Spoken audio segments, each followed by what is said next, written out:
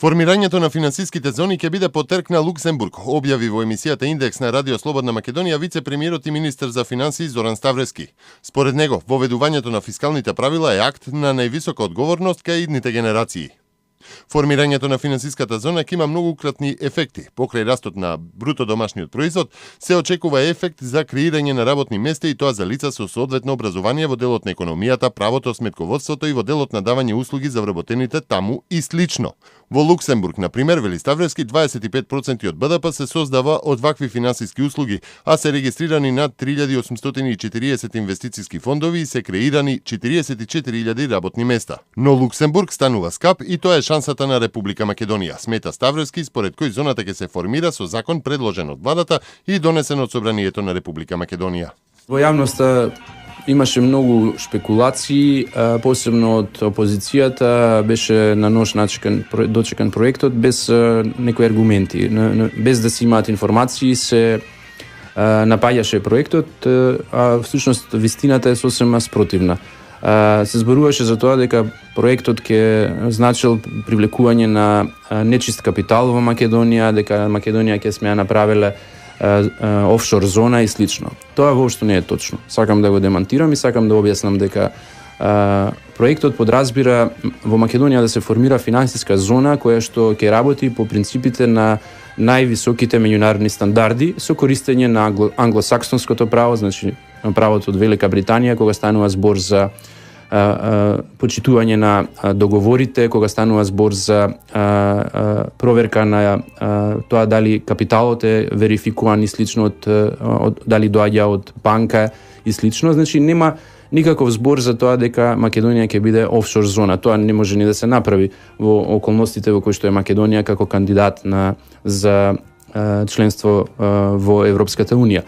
Значи станува збор само за користење на предностите што Македонија ги има во делот на даночни поволности и во делот на квалификувана, а поевтина работна сила во однос на тоа што го има Велика Британија, Луксембург и други земји кои што имаат слични вакви финансиски зони или работат по принципите на финансиските зони.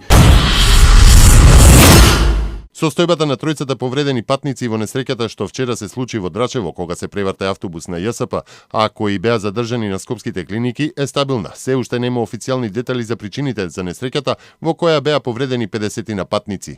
Директорот на ЈСП, Мишо Николов, изјави дека возачот возел со 70 км на час, нешто повеќе над дозволената брзина, и дека автобусот имал документација за техничка исправност. Основното јавно обвинителство покрена обвинение против нови 10 осомничени за учество во толпа на протестите за пресудата за случајот Монструм. Тие се товарат дека биле дел од поголема група граѓани кои на 4 јули оваа година учествуваа во нередите пред зградите на основните судови Скопје 1 и Скопје 2. Во претходната постапка, која беше покрената за учесниците во протестите по 3 години затвор, добија 6 насилни демонстранти. На протестите против пресудата во Монструм беа повредени 20 лица и беа искршени 40 на прозорци од двата основни скопски суда. Председателот Ѓорѓе Иванов синоќа присуствуваше на приемот кој американскиот председател Барак Обама го организираше во Њујорк за шефовите на делегациите на Генералното собрание на Обединетите нации.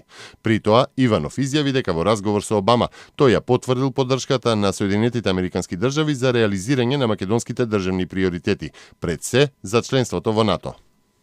Ја искористив и ова прилика на приемот за краток разговор со председател Обама, барајќи од него поддршка и помош за пред се за членството на Македонија во НАТО. Неговиот одговор беше дека Америка продолжува со поддршката и помошта што ја дава и во иднина за Македонија, дека може да сметаме на нивната помош и за она што е кај нас најургентно, членството во НАТО. Министерот за надворешни работи Никола Поповски, кој учествува на Генералното собрание на Обединетите нации, денеска се сретна со министерот за надворешни работи на големото војводство Луксембург, Жан Аселборн. Луксембург ќе претседава со Советот на Европската унија во втората половина од идната година. Министерот Аселборн најави дека земјите од Западен Балкан ќе бидат на агендата, соопштуваат од Министерството за надворешни работи. Но сепак пречката останува иста, потребата од консензус во носењето одлуки во Европската унија. Продолжуваат воздушните напади врз Исламската држава во Сирија. Цел на воздушните напади на меѓународната коалиција во текот на ноќта била територијата под контрола на милитантите на Исламската држава во близина на границата со Турција. Ова денеска го соопшти Сириската обсерваторија за човекови права со седиште во Лондон. Нападите кои биле извршени западно од градот Кобани, познати под името Ейн ал-Араб, според обсерваторијата, која собира информации од мрежата активисти во Сирија, дошле од правец на Турција. Соединетите држави ја предводат воздушната кампања врз милитантите на Исламската држава во Сирија, која почна вчера.